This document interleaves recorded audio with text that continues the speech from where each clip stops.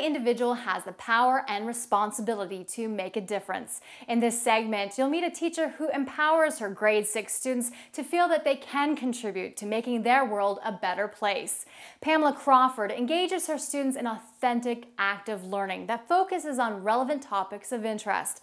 You'll see her students engaged in collaborative learning, reflection, and problem solving. Today's learner and teachers are faced with no defined answers as to what exact skills will be needed in the 21st century.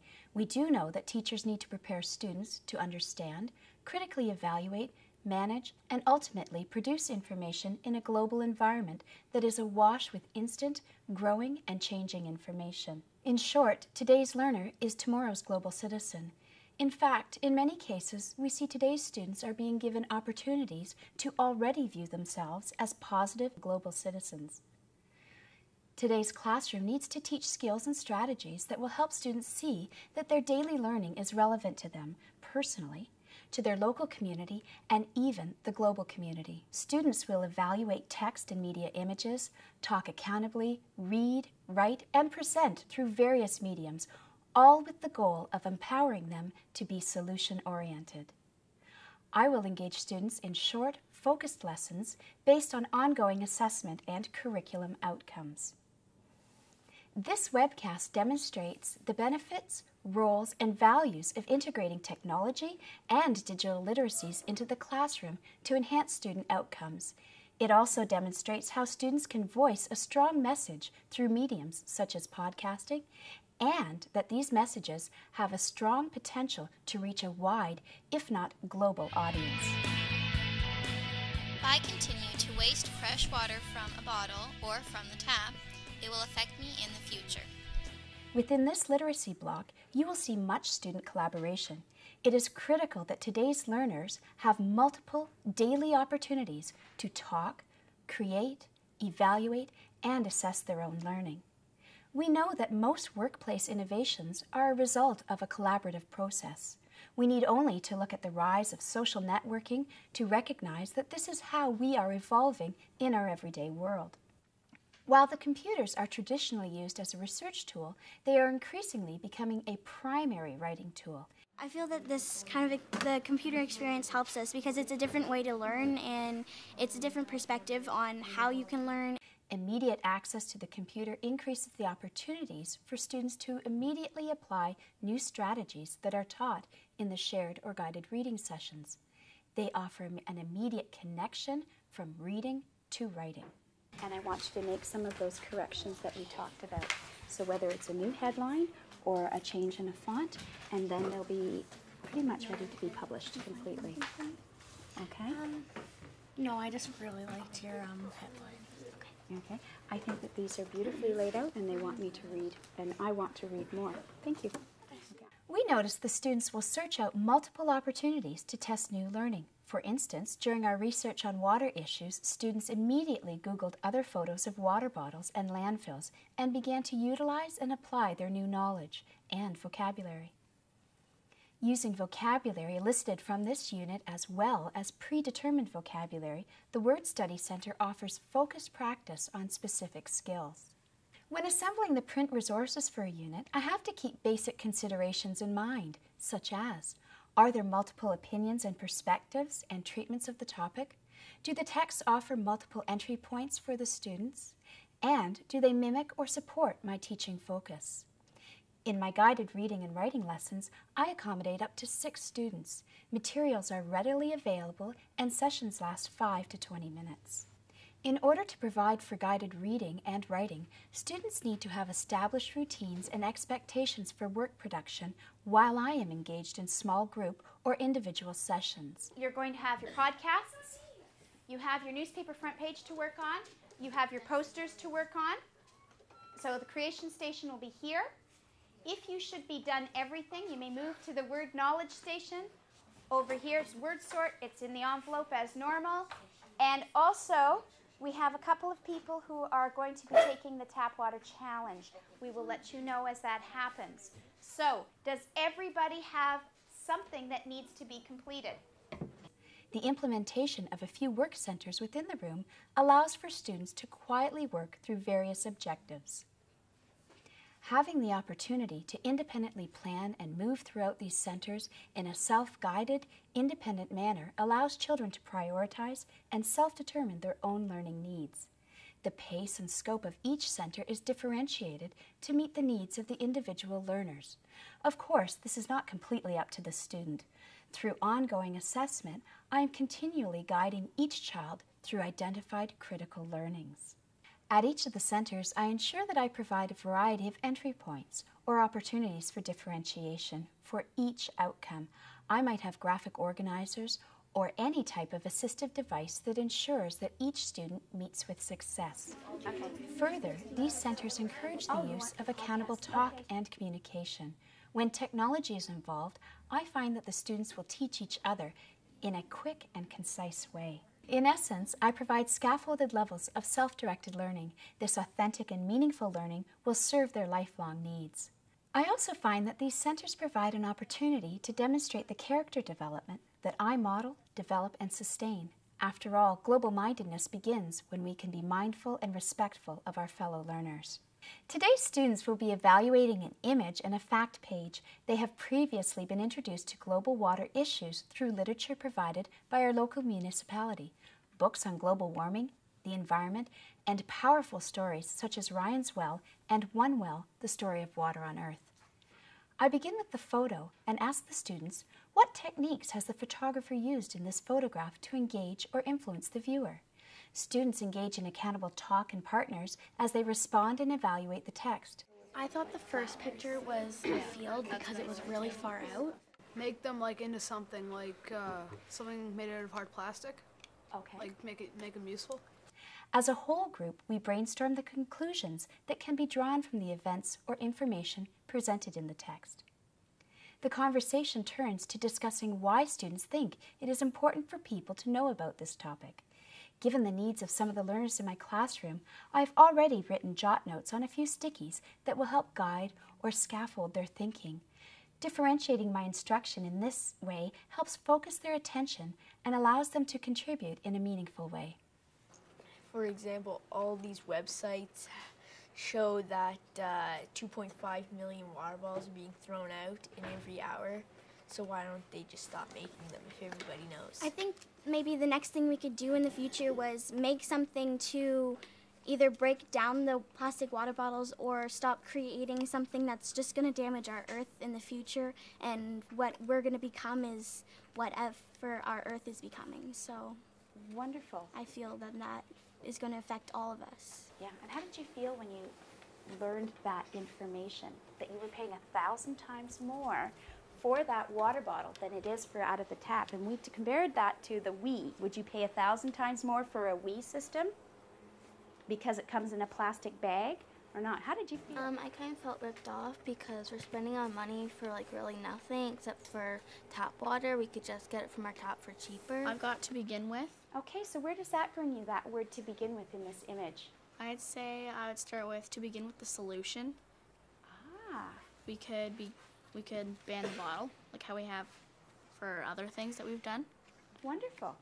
Since we have begun this unit on water, we have been bombarded with facts, so much so that it becomes impossible to truly evaluate and synthesize the volume of information. Today we're going to take a look at a new graphic organizer, and we're going to be thinking about one of the facts that has been presented to you.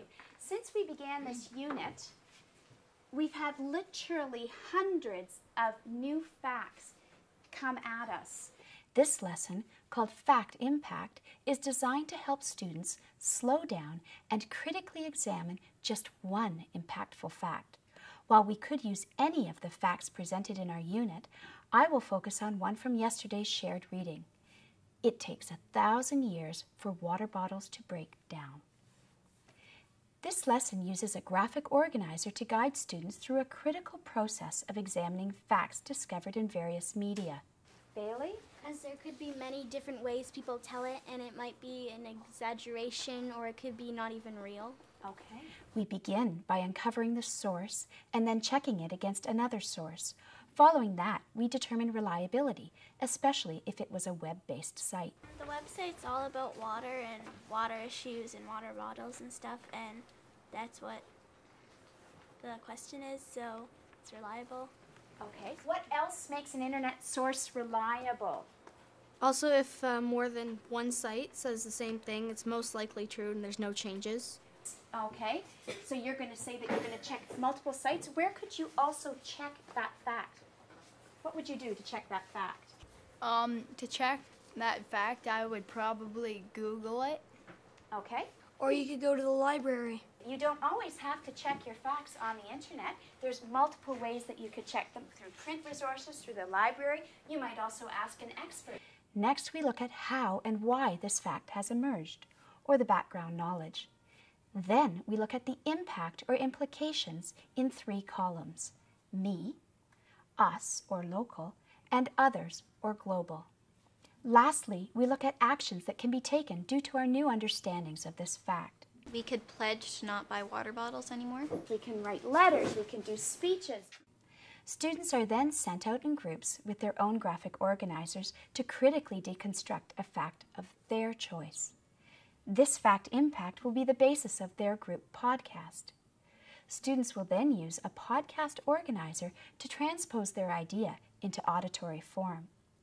It is critical that students be given choice. Choice is the key to their engagement, their creativity, and ultimately their learning and empowerment. Within this structure, students are free to choose facts that inspire them, enrage them, or that are dear to their hearts. I find that assessment is a dynamic process. With well-created rubrics and anchors, I find that I can provide steady and regular feedback while continually grounding them in the expectations. Ethiopia. Oh, wow. Guys, can I just stop you for a minute there? Okay. I noticed that you're a little bit ahead of everybody else, and you're now putting in some music. So what made you pick that music, or what were you thinking about when you were choosing the music?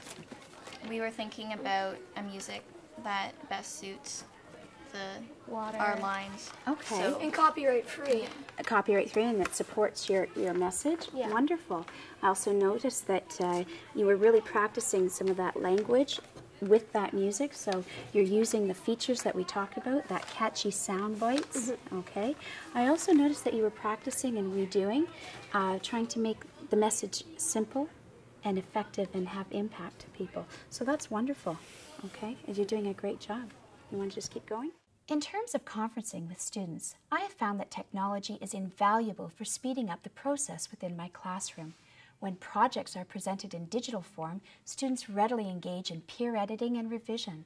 Since the technology offers students the opportunity to quickly make changes, I find that I am conferencing less in the final stages of writing and spending more of my individual conference time front-end loaded. And let's face it, it's so much easier for students when they are on the right track to begin with. Multimedia projects offer ample opportunity for students to practice collaborative talk. It is also an opportunity for students to practice the collaborative learning cycle. Teachers will notice that groups will generally follow a pattern of brainstorming, decision-making, and peer feedback prior to any teacher feedback.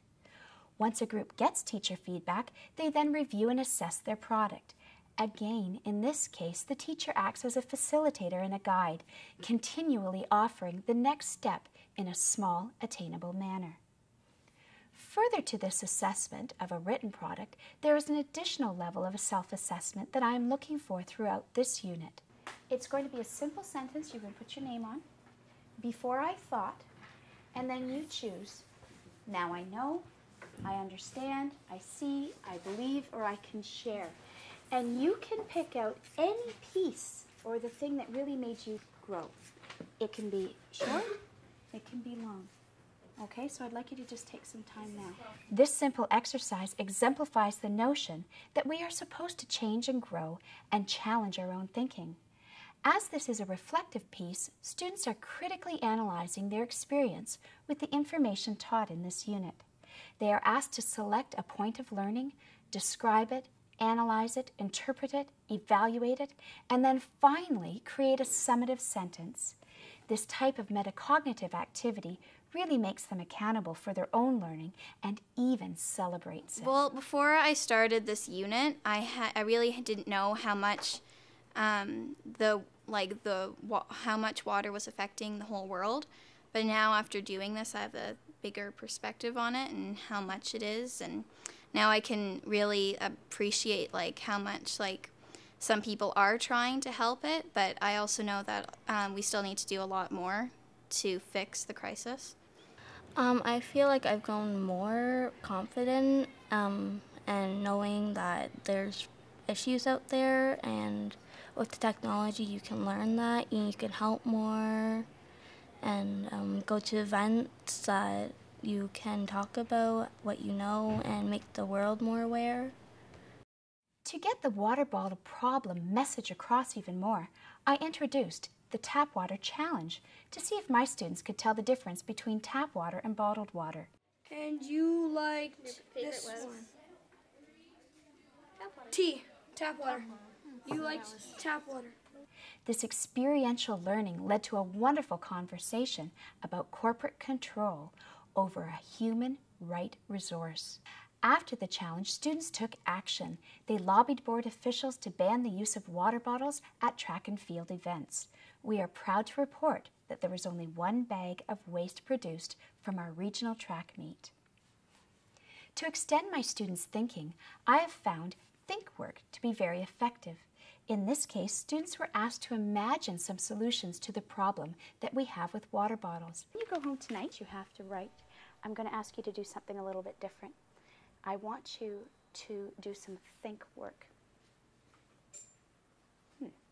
Now, that think work means that all you have to do is think and talk about some of the ideas that you learned today. Ideas about water, about how it's not shared evenly throughout our world, how it's a precious resource that people need to have in order to survive. Also want to have you think about the corporate control of water, okay? So when you go home tonight, I want you to do just thinking and talking. The next day, I provide them with time to brainstorm ideas with an elbow partner. We debrief as a whole class, and I record everyone's thoughts on the smartboard. Then, I post a hard copy of their ideas for future discussion and reference. Okay, just taking a look here, we did some think work, and these are some of the ideas that you guys came up with. And when I was typing them all out, I realized that I almost had to put them into a scroll because you had so many ideas. I'm going to read them back to you, and if you recognize that that was your idea, can you please put up your hand and give a little bit more explanation to the class? And remember that when we're explaining our thinking, the proof of what you thought of is the fact up there. Please explain or tell more about what you were thinking, okay? So the first one, we were talking about water issues, is that, I'm going to go right to here. Developed countries can send money to develop wells in third world countries and have people pay a wellness tax. Wow, that's a really cool idea.